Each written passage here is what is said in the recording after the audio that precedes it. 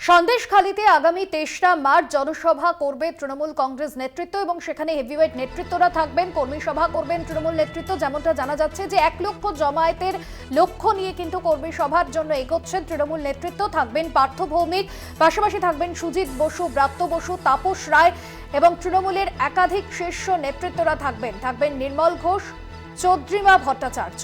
1 লক্ষ লোকের জমায়েতের লক্ষ্য তৃণমূলের।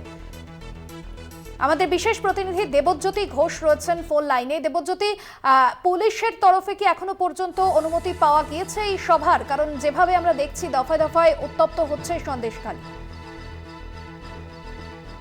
আগামীকালের যে সমাবেশ হওয়ার কথা ছিল সেটা কিন্তু 144 ধারা রয়েছে বলেই সেটা হচ্ছে না, এবং তার পরিবর্তে আগামীকাল কিন্তু সেখানে কর্মী সমাবেশ করবেন তৃণমূল কংগ্রেসের প্রথম সারির নেতৃত্ব।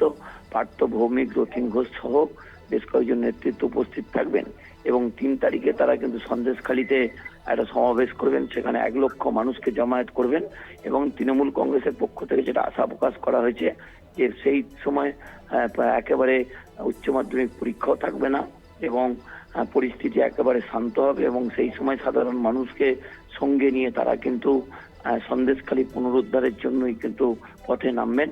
ইতিমধ্যে তৃণমূল কংগ্রেস নেতৃত্ব এলাকায় তারা ইতিমধ্যে কাজকর্ম শুরু করেছেন, সাধারণ মানুষের মধ্যে জনমত তৈরি করার চেষ্টা করছেন এবং তাদের যে দাবি যে যেভাবে অপপ্রচার চালানো হচ্ছে বিভিন্ন সংবাদ মাধ্যমে বিভিন্ন রাজনৈতিক দলগুলি করছেন, তারই প্রতিবাদে তারা কিন্তু 3 তারিখ সমাবেশ করবেন এবং সেখানে তাপস রায় থেকে শুরু করে পার্থ ভৌমিক সহ উত্তর 24 পরগনার সমস্ত নেতৃত্ব উপস্থিত থাকবেন এবং আগামীকালও কিন্তু সুজিত বসুর নেতৃত্বে সুজিত বসু, পার্থ ভৌমিক সহ বেশ কয়েকজন নেতৃত্ব উপস্থিত থাকবেন।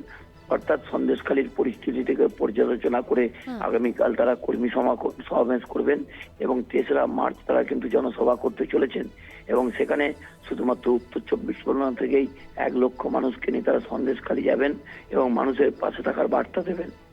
একদমই ধন্যবাদ জানাবো দেবজ্যোতিদা। দেবজ্যোতি ঘোষ আমাদের বিশেষ প্রতিনিধি ছিলেন ফোন লাইনে। আগামীকাল যেরকম তৃণমূল নেতৃত্বের একটি কর্মী সভা রয়েছে, পাশাপাশি আপনাদের জানিয়ে রাখবো 23রা মার্চ জনসভা রয়েছে সন্দেশখালীতে।